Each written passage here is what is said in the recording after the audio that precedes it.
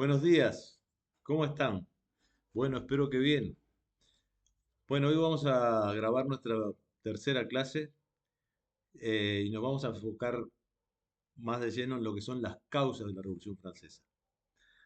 Si bien ya tuvimos una introducción y una clase que hablaba de la Ilustración como causa estructural de la Revolución Francesa, como una de las primeras causas, hoy vamos a ir a causas más específicas.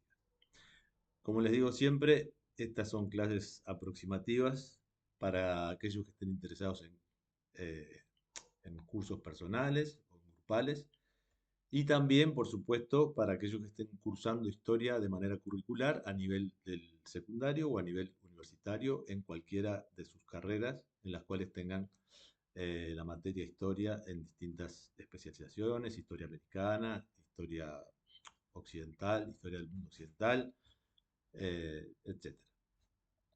Bueno, vamos a las causas. Se viene la Revolución Francesa. Estamos más cerca. Hablamos que la Ilustración es un periodo que va desde 1750 a 1772 y tiene gran influencia por la parte de alfabetización e incorporación de nuevas ideas en un país cada vez más poblado y cada vez más influido por Inglaterra, no solo en los aspectos políticos y económicos, sino también en las nuevas ideas, en las llamadas nuevas ideas. Pero ¿qué pasa?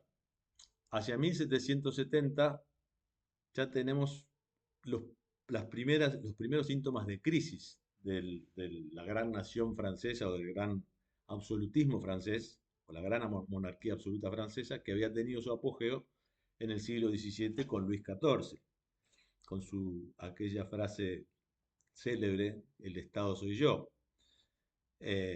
Pero eso fue hasta 1715. Después habíamos visto también en la clase anterior que en el Tratado de Utrecht, en Países Bajos, a partir entre 1700 y 1715, Inglaterra y Francia pasan a ser los grandes competidores por la expansión y el dominio de Europa, superando y dejando un poco atrás cada vez más a España, que había sido la gran iniciadora de la conquista eh, de América y de otras rutas comerciales y de otros lugares del mundo, pero que toda la extracción de oro y plata que había conseguido no había logrado transformarla en industria, en desarrollo laboral, en crecimiento, y había importado fundamentalmente con ese metal precioso a Inglaterra y a Francia que invirtieron mucho más en desarrollo productivo.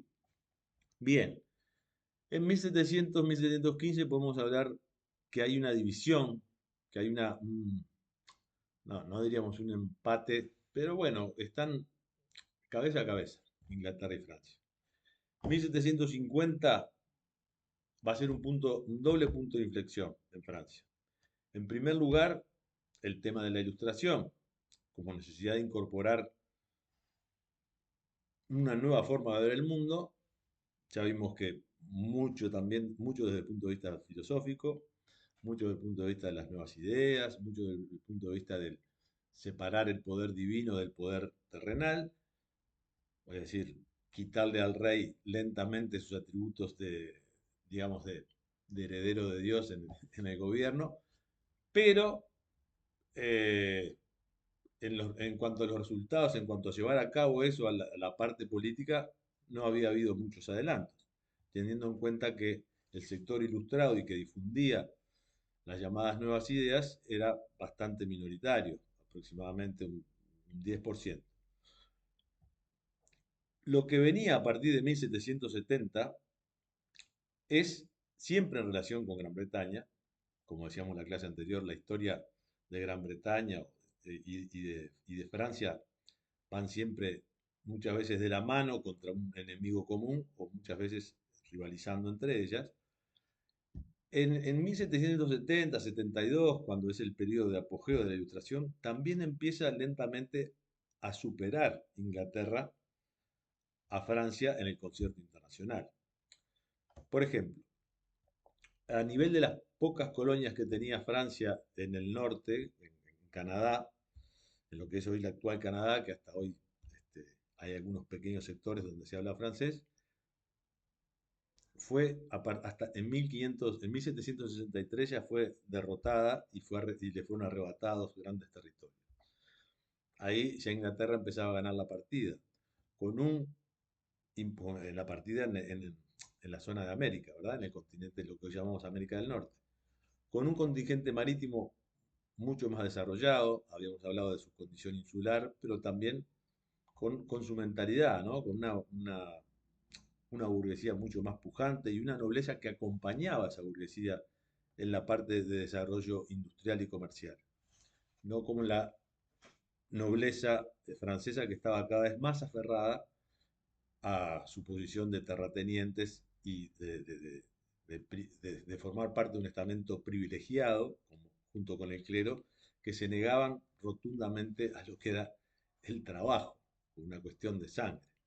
Bueno, tenemos la misma situación en 1770 desde el punto de vista de la mentalidad de quienes gobiernan Francia, una muy diferente en Inglaterra, y producto de esas mentalidades diferentes y esa situación geográfica más favorable de Inglaterra, cada vez Inglaterra ganaba terreno, más terreno en lo internacional, en el comercio internacional y en el establecimiento de factorías a nivel internacional. Primer punto de deterioro de Francia, que va a ir o va a devenir en una de las primeras causas más fuertes, más cercanas hacia 1789, hacia el estallido de la Revolución Francesa. Eh, Hay un empobrecimiento, otra causa cada vez mayor, porque crece cada vez más la población y la capacidad de producción de alimentos, no digamos que disminuye, pero es menor. Y además de ser o mantenerse, ¿no? O ser un poco menor que el crecimiento de la población, la nobleza y el clero, los llamados estamentos privilegiados, recordemos que era una sociedad con mucho resabio medieval, una sociedad estamental, ¿no? Con estamentos privilegiados, nobleza, clero, rey, por supuesto, y un tercer estado, que era la mayor parte de la población, más del 90%, integrado por campesinos, que eran la gran mayoría, que se dedicaban a la agricultura, y un grupo, una burguesía minoritaria que se dedicaba a la industria y el comercio. Bien, en ese terreno, eh, en la medida que la nobleza y el clero no trabajan, ¿cómo van a subsistir o tratar de mantener sus privilegios? Cobrando cada vez más impuestos, con desde hoy podemos verlo desde nuestra perspectiva, con una mirada muy necia o muy negadora de la realidad, pero la cuestión es que se negaban a ceder sus privilegios y la población campesina era la que cada vez sufría más la carga impositiva de esos estamentos y la que se sentía cada vez más desconforme y en la cual la burguesía con la ilustración, con las nuevas ideas, con la prédica, podía llegar a generar, a impulsar levantamientos, aunque la mayoría de los levantamientos campesinos fueron más bien espontáneos por el hambre. Bueno, el hambre, como decíamos anteriormente, la revolución finalmente necesita del hambre, de la población, de la incomodidad, de la insatisfacción acumulada, empieza a sentirse a partir de 1770, 75 y mayormente a partir de 1776.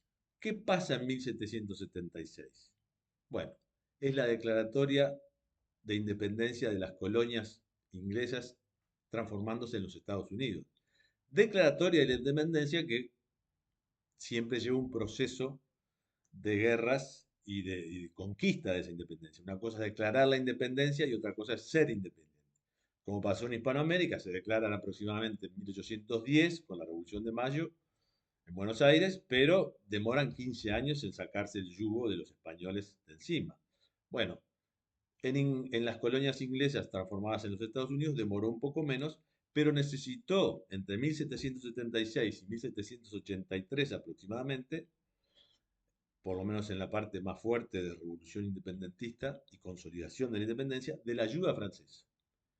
Francia se embarca en una ayuda a colonias con ideas republicanas, siendo una monarquía absoluta, lo cual parece ser un sinsentido, pero con el único objetivo de que Inglaterra perdiera nada más ni nada menos que el poder de abastecimiento que tenía, de autoabastecimiento con esas colonias, con esas 13 colonias que eran muy prósperas, cada vez más prósperas y cada vez más pobladas. Una monarquía absoluta ayuda a unas colonias con ideas republicanas a liberarse de Inglaterra.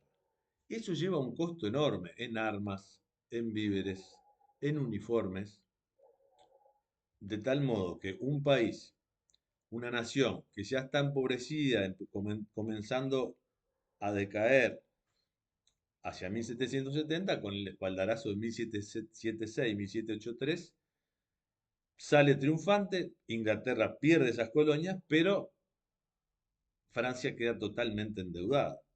Un gasto del Estado enorme, un endeudamiento por la guerra,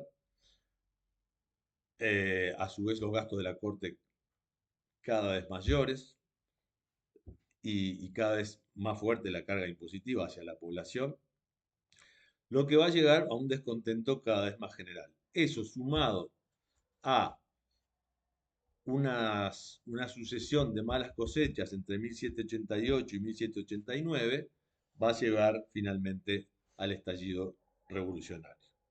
Pero eso lo vamos a ver en la clase que viene. Nos vemos pronto. No se olviden de ver abajo la dirección de correo electrónico a la cual me pueden escribir o al celular al cual me pueden llamar o consultar por cualquier tipo de clases de historia. Ahora estamos con la Revolución Francesa, pero la temática que sea, ya les digo, a nivel secundario como universitario, pueden contar conmigo. Nos vemos en la próxima.